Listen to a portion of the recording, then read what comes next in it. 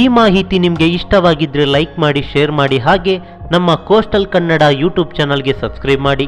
ನಮ್ಮ ಹೆಚ್ಚಿನ ಅಪ್ಡೇಟ್ಸ್ಗಳಿಗಾಗಿ coastal network Instagram page ಹಾಗೆ ಫೇಸ್ಬುಕ್ ಪೇಜ್ಗೆ ವಿಸಿಟ್ ಮಾಡಿ. ಧನ್ಯವಾದಗಳು.